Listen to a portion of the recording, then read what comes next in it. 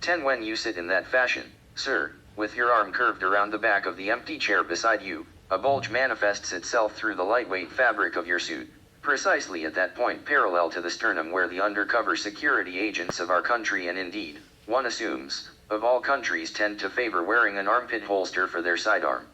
No, no, please do not adjust your position on my account. I did not mean to imply that you were so equipped. I am certain that in your case it is merely the outline of one of those travel wallets in which the prudent secrete their possessions so that they are less likely to be discovered by thieves. I myself employed no such precautions on my trip to Chile. We again flew in the relative comfort of first class, but I was no longer excited by the luxuries of our cabin, unlike Jim, who was as usual accompanying us for the commencement of the project, and the vice president who would be my immediate commanding officer for the full duration of this tour. I turned down our flight attendants' many offers of champagne. For all the hours that we were airborne, I neither ate nor slept. My thoughts were caught up in the affairs of continents other than the one below us, and more than once I regretted coming at all. I wondered what I could do to help Erica. Seeing her as I had seen her last, emaciated, detached, and so lacking in life, pained me. I recalled the dog we had had in my childhood and his passivity and desire for solitude in those last days before he succumbed to the leukemia induced in him by that brand of tick powder a veterinarian would subsequently tell us never to use.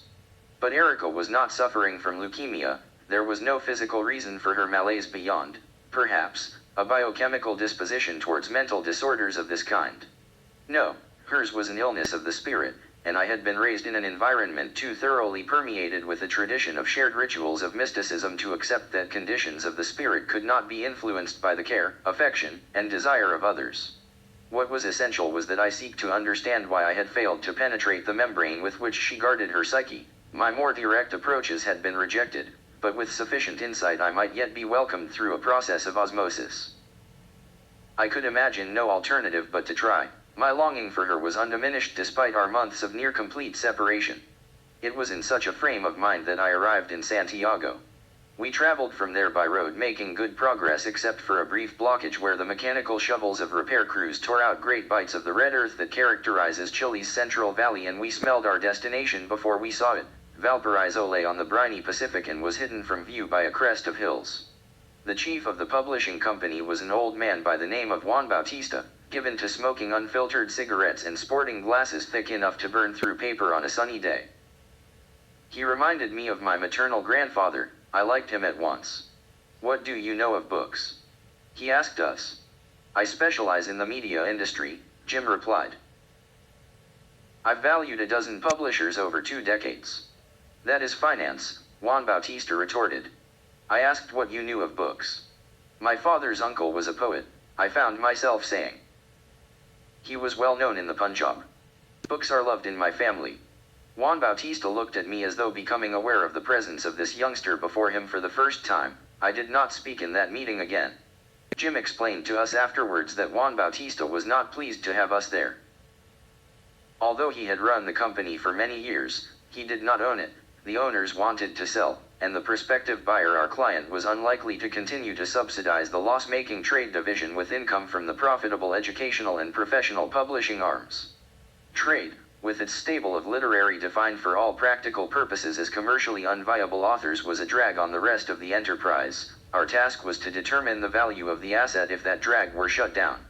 We set ourselves up in a handsome, if aging, conference room with a large oval table and bookshelves lining the walls.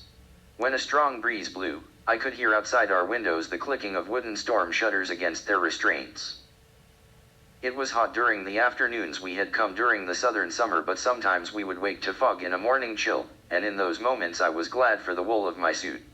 Jim left after 2 days, remarking in my presence to the vice president that he could expect impressive things of me. But although my laptop was open, my internet connection enabled, and my pen and notebook positioned by my side, I found myself unable to concentrate on our work.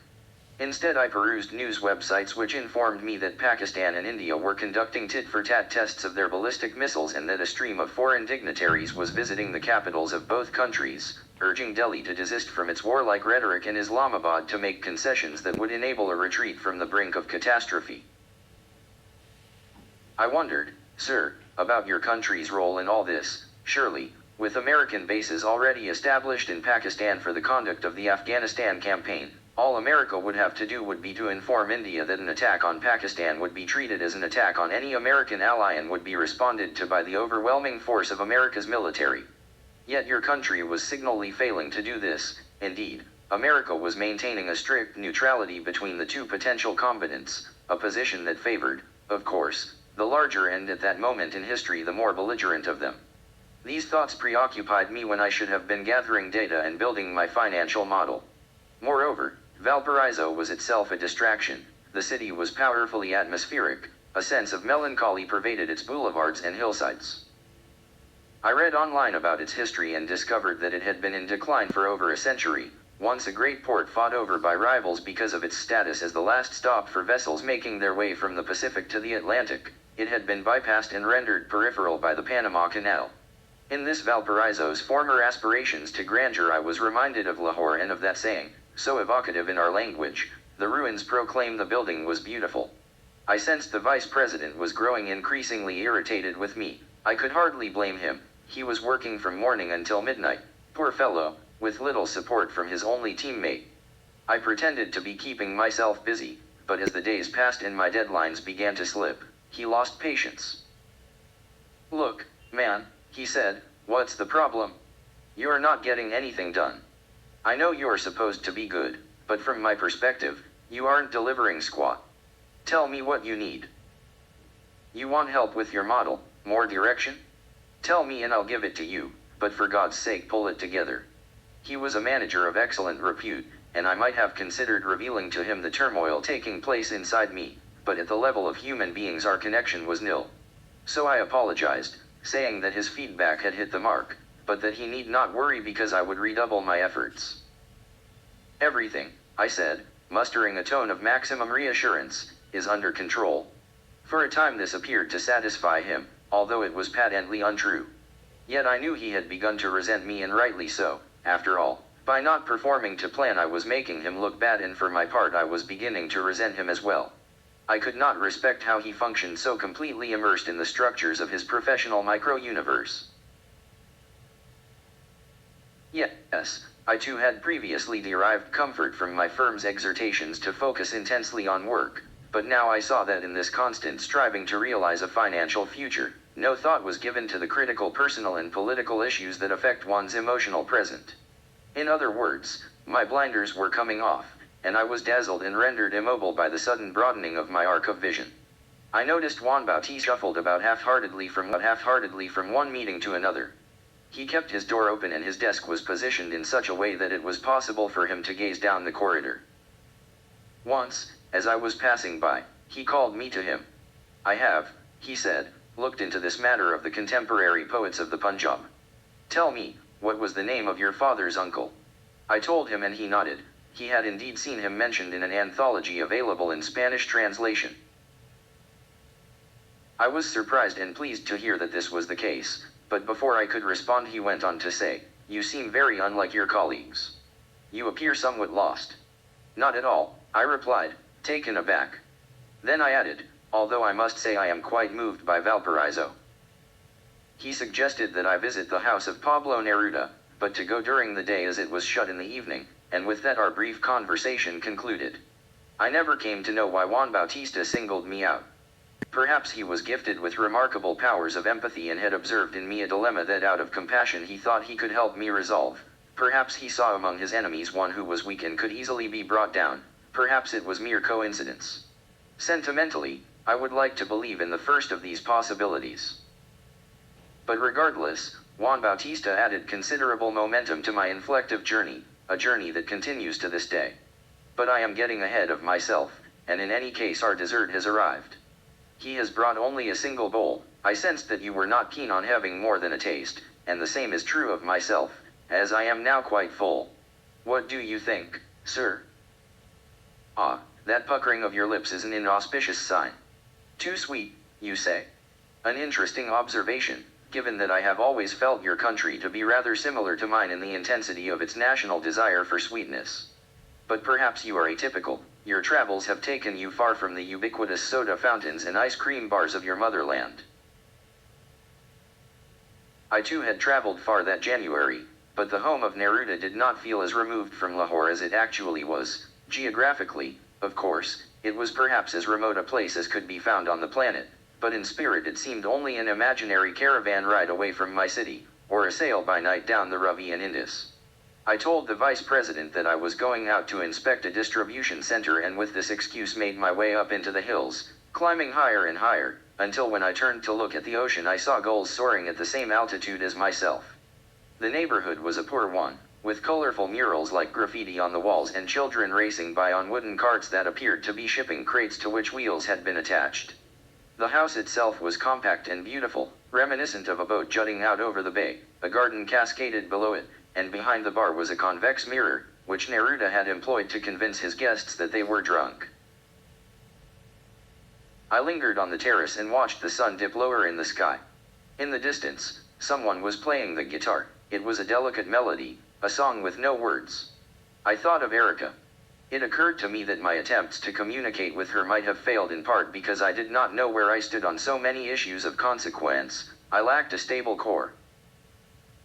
I was not certain where I belonged in New York, in Lahore, in both, in neither, and for this reason, when she reached out to me for help, I had nothing of substance to give her.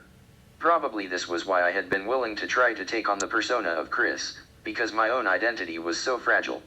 But in so doing, and by being unable to offer her an alternative to the chronic nostalgia inside her, I might have pushed Erica deeper into her own confusion. I resolved to write this to her in an email, as a sort of apology, perhaps, and as an invitation to resume the contact between us that she had all but severed, and I recall pressing send without rereading even once what I had written. But days passed without any response, and I began to lose hope that one would come. I telephoned my parents and they told me that the situation in Pakistan continued to be precarious. It was rumored that India was acting with America's connivance, both countries seeking through the threat of force to coerce our government into changing its policies.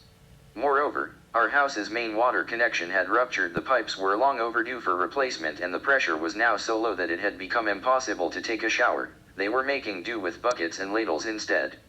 This caused me to reflect again on the absurdity of my situation, being two hemispheres if such a thing is possible from home at a time when my family was in need. The only manner in which I could be of aid to them at that moment was to provide money, and this I did, wiring what little savings I possessed to my brother because my father refused to accept it. The act of calling my bank to arrange the transfer ought to have impressed upon me the importance of my job. After all, I had no other source of income to fall back on. But instead my indifference to my work continued unabated. There was no longer any possibility of deceiving the vice president. My lapses had become obvious, and his reprimands grew increasingly blunt.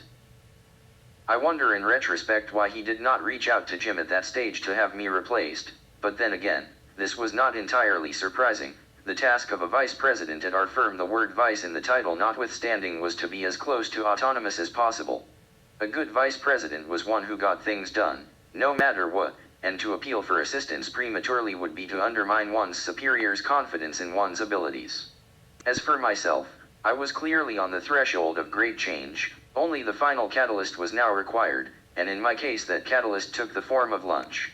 Juan Bautista's invitation caught me off guard. He simply mentioned, as I was passing his office one day, that it would be a shame to have visited Valparaiso without having tasted sea bass cooked in salt, and as he intended to go to his favorite restaurant that afternoon, I really ought if I were free to accompany him.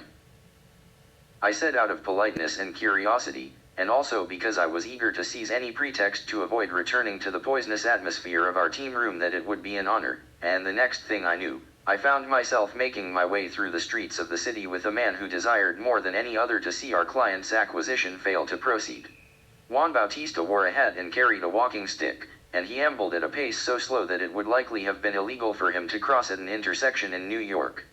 When we were seated and he had ordered on our behalf, he said, "I have been observing you, and I think it is no exaggeration to say, young man, that you seem upset. May I ask you a rather personal question?" "Certainly," I said.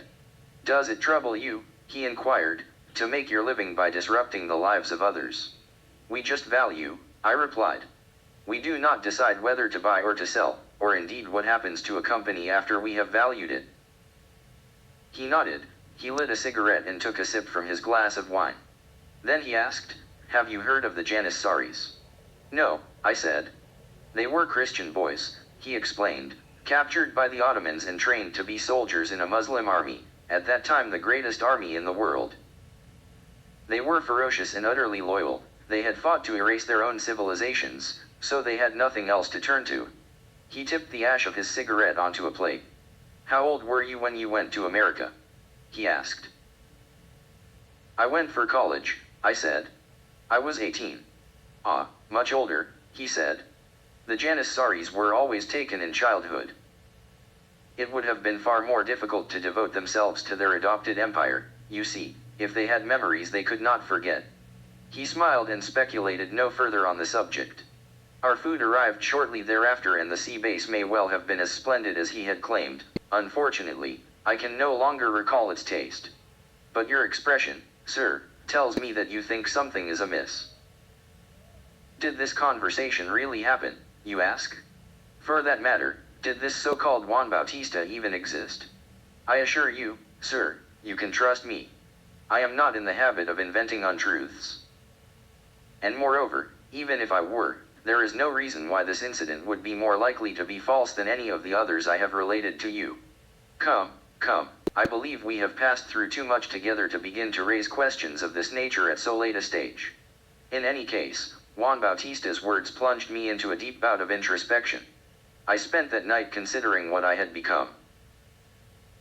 There really could be no doubt, I was a modern-day Janissary, a servant of the American Empire at a time when it was invading a country with a kinship to mine and was perhaps even colluding to ensure that my own country faced the threat of war. Of course I was struggling. Torn. I felt torn. I had thrown in my lot with the men of Underwood Sampson, with the officers of the Empire, when all along I was predisposed to feel compassion for those, like Juan Bautista, whose lives the Empire thought nothing of overturning for its own gain.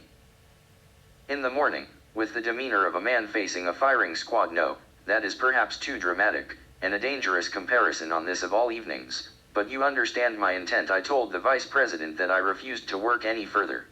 He was baffled. "What do you mean, refuse?" he said. "I am clone here," I replied. "I intend to return to New York." Panic ensued. A conference call with Jim was hastily arranged.